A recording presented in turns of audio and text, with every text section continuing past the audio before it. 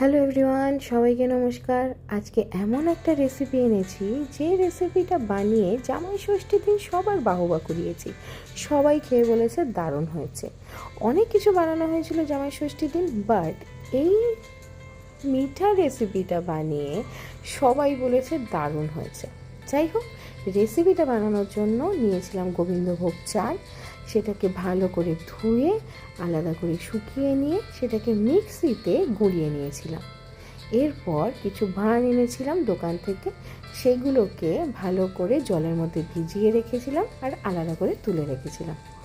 দুধটাকে ভালো করে জাল দিয়ে একটু ঘন হয়ে এলে তার মধ্যে এই মিক্সার গ্রাইন্ডারে গ্রাইন্ড করা চালটাকে আস্তে আস্তে দুধের মধ্যে মেশাতে হবে, আর অনবরত কিন্তু হাতাটা নাড়াতে হবে, নাহলেই কিন্তু চাল গুঁড়োগুলো দুধের মধ্যে কিন্তু দলা পাকিয়ে যাবে। তারপর জাফরানটা যেটা দুধের মধ্যে ভিজিয়ে রেখেছিলাম সেইটা এই মিশ্রণের মধ্যে মিশিয়ে দিয়েছিলাম। এরপর পরিমাণ মতো মিশ্রি আর একটু কেওড়ার জল, ব্যাস রেডি। শুধুমাত্র আপনাকে এইটাই নজর রাখতে হবে যাতে দলা না পাকিয়ে যায়, অনবরত কিন্তু হাতাটা নাড়িয়ে যেতে হবে। যাই হোক, বানিয়েছিলাম ফিরনি। অন্যদের মতো কিন্তু এইটা করতে পারলাম না, ভেবেছিলাম সবাইকে বলবো কি বানিয়েছি বলুন তো, আগেই বলে ফেললাম।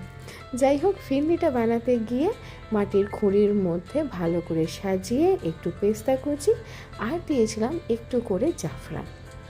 এত সুন্দর খেতে হয়েছিল, আর মাটির এই যে টেস্ট আসে না ফিরনির মধ্যে যখন, সেটা দারুণ খেতে হয়। একবার বানিয়ে দেখুন, সত্যি বলছি দারুণ লাগবে। আর মাম্মির থেকে যখন শিখেছি সেটা তো অবভিয়াসলি ভালো হতেই হবে।